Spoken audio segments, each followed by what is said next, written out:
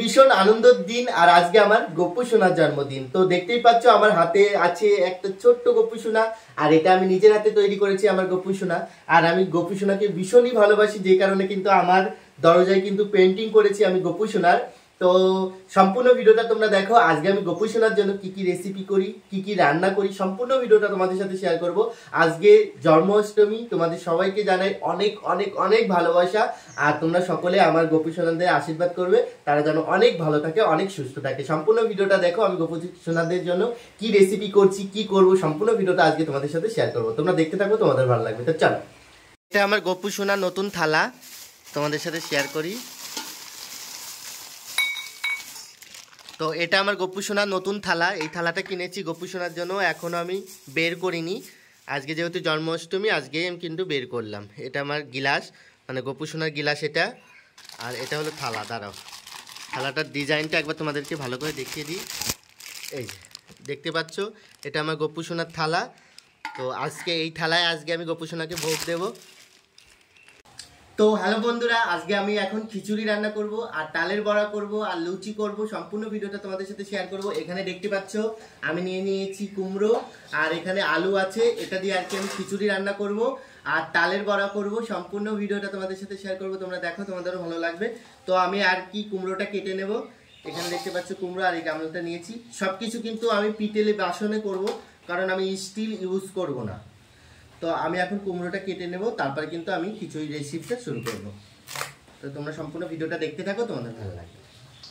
না বলা যত কথা হৃদয়েতে আছে গাথা, এ হৃদয় তোমার জন্য,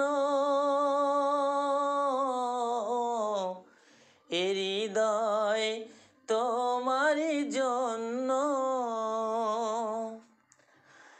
না বলা যত কথা হৃদয়েতে আছে গাথা, এ হৃদয় তোমার জন্য, এ হৃদয় তোমার জন্য। তুমি আমি দুজনে, তুমি আমি দুজনে একই সাথে প্রেম আগুনে জ্বলবো, কি করে তোমায় আমি ভুলবো। তো এটা আমার নিরামিষ কড়াই। তো কড়াইয়ের মধ্যে দিয়ে দেবো আমি তেল, কারণ আমার এই কুমড়ো আর আলুগুলো ভাজতে হবে সুন্দর করে। কুমড়ো আর আলুগুলো ভাজবো, যে কারণে কিন্তু আমি একটু বেশি করেই তেল দিয়ে দিলাম।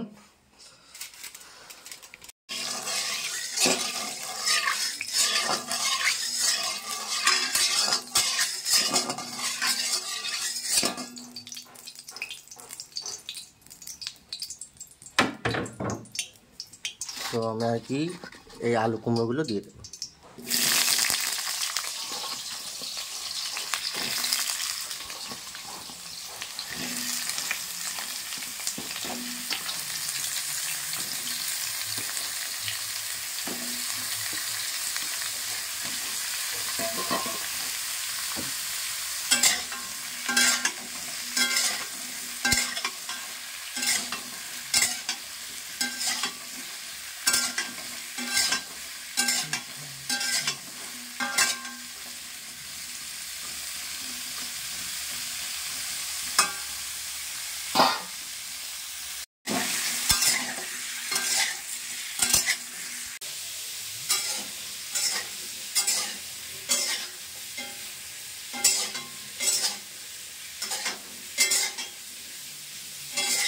আমার কুমড়ো আর আলুগুলো ভালো করে লাল লাল করে ভাজা হয়ে গেছে। তো আমি এখন আলু আর এই কুমড়োগুলো তুলে নেব, যাতে নিচে দিয়ে লেগে না যায়। আলু আর কুমড়োগুলো আমি এখন তুলে নেব। সময় গেলে সাধন হবে না, সময় গেলে। তো এখন আমি ডালগুলো ভেজে নেব। আমি এখানে নিয়ে নিয়েছি 200 গ্রাম মতন মুগ ডাল। তো মুগ ডালটা আমি হালকা করে ভেজে নেব। কারণ মুগ ডালটা না ভাজলে তো খিচুড়ি ভালো হয় না, মুগ ডালটা সুন্দর করে ভেজে নেব।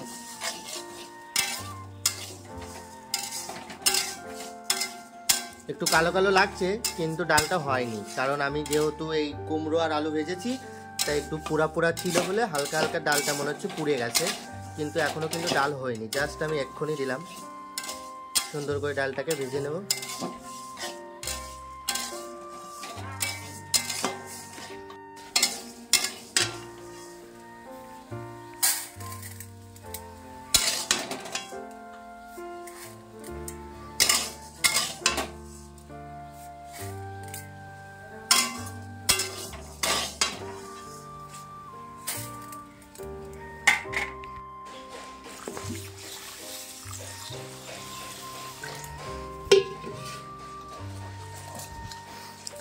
তো চালটাকে আমি একটু ভালো করে ধুয়ে নেব, যেহেতু দেখো চালের মধ্যে কিন্তু অনেক নোংরা থাকে, দেখতে পাচ্ছ।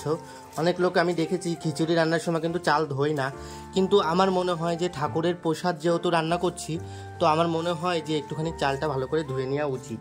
কারণ চালটা ভালো করে ধুয়ে নিলে এখান থেকে প্রচুর নোংরা বেরোবে, যে নোংরাটা আমার মনে হয় ফেলে দেওয়া উচিত।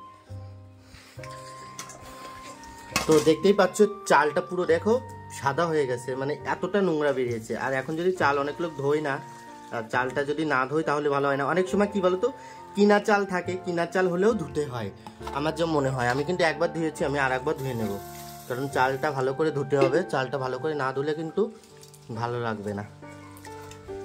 চালটা একটু ভালো করে ধুয়ে নিতে,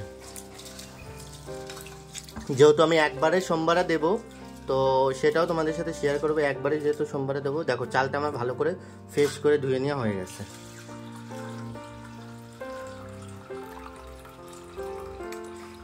তো দেখো আমার চালটা ধোয়া রেডি। আর এখানে যে ডাল ভিজে রেখেছি, আর এখানে যে কুমড়ো আলু ভাজা আছে। তো চলো কড়াইতে দিয়ে দেবো আমি পর্যাপ্ত পরিমাণের তেল, মানে যতটা তেল লাগবে ততটা তেল দিয়ে দেবো। একবারই সোমবারে দেবো যেহেতু, একটু বেশি করেই তেল দিয়ে দিলাম। দেখো একটু বেশি করেই তেল দিয়ে দিয়েছি। দেখো সুন্দর একটা সেন্ট বেরোচ্ছে, মানে সুন্দর করে কিন্তু পুড়ে গেছে চালটা, দেখতে পাচ্ছ। এই পুরার উপরে কিন্তু অনেক কিছু নির্ভর করে, যতটা সুন্দর করে পুড়বে ততটা কিন্তু সুন্দর।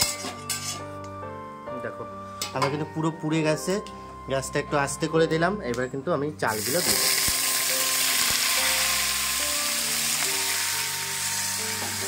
চালগুলো দিয়ে সুন্দর করে একটু নাড়াচাড়া করে নেব।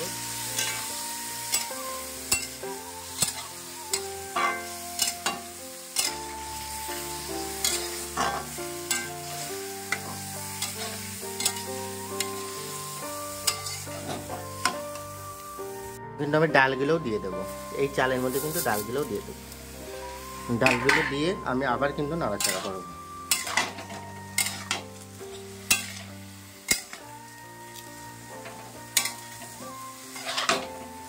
দেখো চাল আর ডাল কিন্তু আমি মিক্স করে দিলাম সুন্দর করে। সবাই বলে আমি নাকি খিচুড়ি খুব ভালো রান্না করি, মানে যত লোক খেয়েছে, আমি তো মাঝে মধ্যে খিচুড়ি রান্না করি, আমার মা খেয়েছে, জেঠি খেয়েছে, তা আমি ছোট ছোট বাচ্চাদেরও রান্না করে দিয়েছি। বেশিরভাগই সবাই বলছে অনেক সুন্দর হয় দাদা। তো যাই হোক, তোমরা দেখতে থাকো, চলো। তো আমি এখন দিয়ে দেবো হলুদ।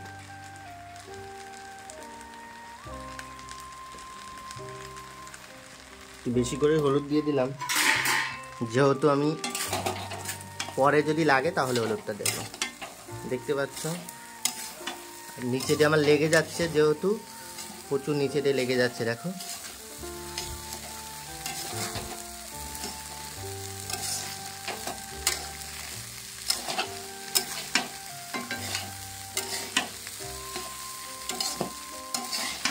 চাল ডালটা সুন্দর করে মিক্স করে দিতে হবে।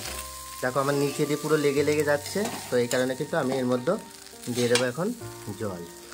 তো এই যে আমি ঘড়া ভরে জল এনেছিলাম, এখন কিন্তু আমি কিছু কিন্তু জল দেবো।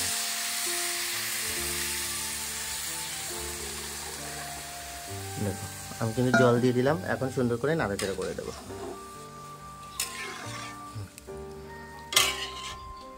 এর মধ্যে আমার আরও জল দেওয়া লাগবে, সেটা আমি দিয়ে দেবো অবশ্যই।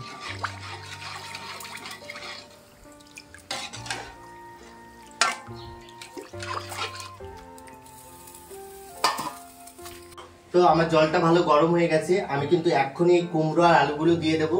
অনেক লোক কি বলতো নামানোর আগে দেয় বা একটুখানি পরে দেয়, আমার মনে হয় এটা আগে দিলে পরে, যদি আগে দিই তাহলে কিন্তু খিচুড়ির টেস্টটা আরো বেশি হয়। কারণ কি বলতো এই সবজিগুলো একসাথে ভালো করে মানে মিক্স হয়ে যায়, তাহলে কিন্তু আরো সুন্দর হয়। তো আমি দিয়ে দেবো।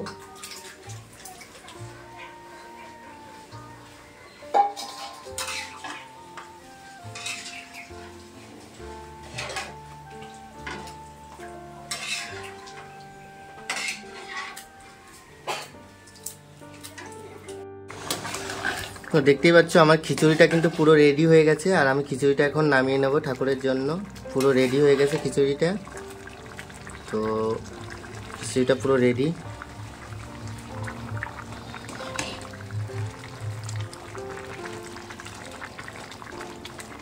তো বাইরে তো প্রচণ্ড বৃষ্টি, মানে চারিদিকে কিন্তু খুব বৃষ্টি, মেঘলা ওয়েদার, ঠিক আছে। আর এখানে আমার পুরো খিচুড়িটা রেডি হয়ে গেছে গপু শোনার জন্য। তো